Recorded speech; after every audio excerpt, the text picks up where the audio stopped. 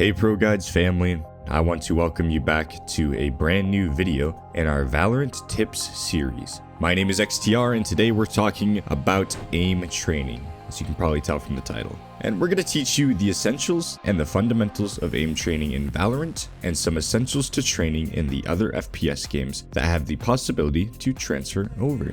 The more muscle memory you build with the mouse and keyboard, the better you will perform in other titles similar. So before we get started, of course, I wanted to let you know about the brand new Discord we launched. So far it's gaining quick, and we're actually pretty excited to see the Discord bringing everyone together to talk about Valorant. As the Discord steadily climbs, so is our coaching website over at ProGuides.com. Head over there to get access to some of the top coaches for your preferred game, and even some of the people here on this YouTube channel. Some of the voices you hear every day on ProGuides are also coaches on the website, such as myself.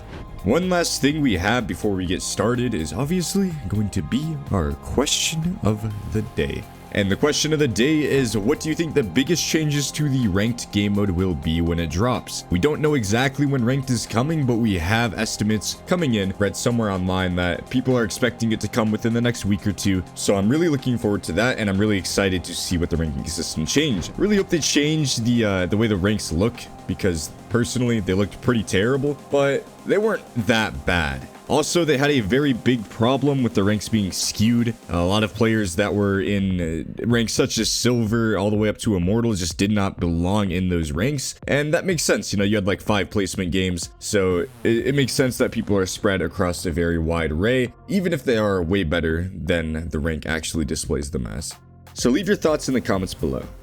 Now honestly, I'm going to go out on a limb and say quite a few of our players are players from other FPS games, such as Counter-Strike and Fortnite, and other games such as that. But also, many of you here at ProGuides are newer to these types of games, so I'll be walking you through the basics of aim training and some of the niche training you can do to effectively improve your aim at a solid rate. We will talk about external aim trainers such as Kovacs and aim labs. So to get started, for newer players, you may realize that your aim is very inconsistent and just all around not as good as other players you may see in game, and that's completely fine. Everyone improves at different rates. It all comes down to the work and effort you place towards actually training your aim in Valorant. Now I will say this, some players automatically have a much higher floor than others, where they can just hop into a game for the first time and perform fairly decent without much aim training whatsoever. Now this doesn't mean aim training is not important, because aim training will always come before genetics. The more you train, the better you will develop muscle memory and reflexes. Muscle memory is going to be one of the biggest parts of adapting and learning how to properly aim. Reaction time is also looked at to be a pretty big part of aiming, and to that I say it really isn't. Most pros have pretty average reaction times.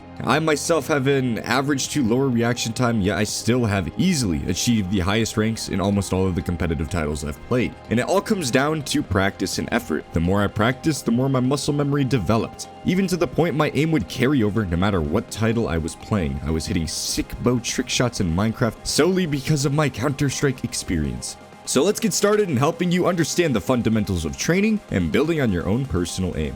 We already talked about muscle memory and how big of an impact it has on your personal performance and aim in general, so next we're going to move on to another basic: crosshair placement and pre-aiming. The reason many pros hit their shots isn't because of their aim being god tier. Yes, their aim is very good, but it's usually because their crosshair placement is just next level.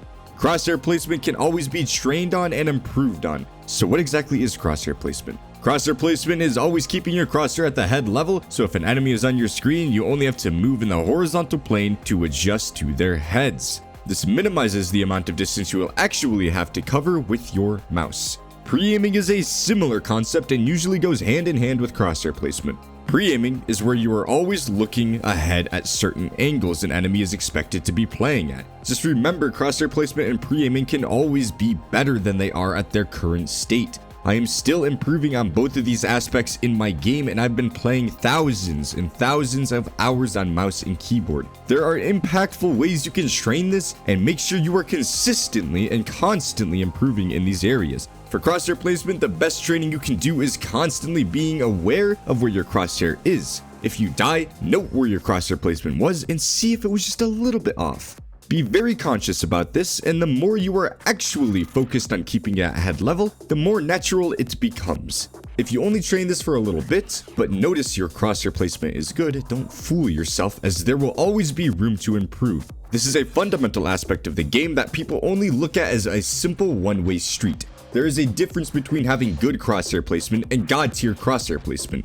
Now next up we have pre-aiming angles, and the best way to practice this is to once again be conscious and aware. When you peek an angle, note where the enemy is. You will start getting used to knowing where to line your crosshair up preemptively before taking the original swing onto the targets. This comes with game sense and time play, but the more you practice, once again, the more you will improve. Now there are multiple ways you can actually improve on this, and one of the main ways is to be hopping into a custom game with cheats enabled. Make sure the timer is frozen and the game phase is ended. Then practice walking onto certain sites, pre-aiming very common angles that you expect players to play at. Now generally there are custom maps to assist in training this, but we lack creative tools at the moment, so this is about as best as we're going to get for now. Next up we have the proper sensitivity. Now finding the proper sensitivity to play at is very easy. Just know there are ranges that are much too high and much too low. With sensitivity comes your aiming style, wrist aiming versus arm aiming. Wrist aiming is where you exclusively use your wrist for all your aiming, and these players will generally be more fast-paced aimers that hit the epic gamer shots. They will usually play on a higher sensitivity. Arm aimers use their arm for almost all their macro and micro adjustments. These are big mousepad boys that generally play on a bit lower of a sensitivity. They usually lift their mouse quite often, and they like swiping a lot.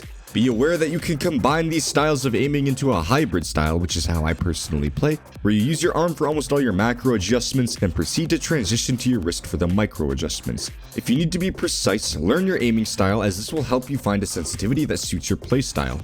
Refer to our video about the best settings to help you pick out a sensitivity that works best for you. Take note that sensitivity is all personal preference, but there are extremes at each end of the spectrum for sensitivity, so be very careful about how much you adjust them.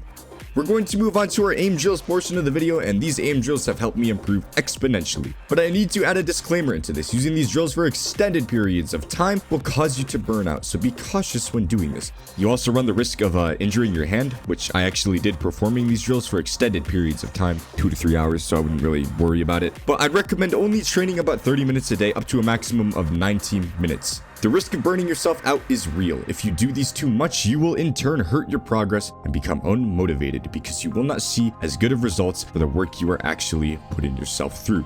You can even potentially put yourself in a rut. So now that we have that out of the way, let's get started. Your first drill is going to be tracking drills. All you are doing is placing your crosshair on the head of the practice bot and walking back and forth. Do this for about a minute or two and you will notice a slight burn in your hand as you are using muscles you are not used to using.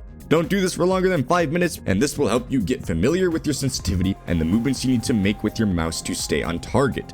Next up, we have fast aiming drills. This is killing the enemy bots as quickly as possible after clicking practice and having them spawn standing still. You want to quickly transition from one target to the other, making sure to only use the horizontal plane and keeping your crosshair at head level at all times. This will assist you in not only crosshair placement, but it will help you build the muscle memory required for actually transitioning from one area of your field of view to the other quickly.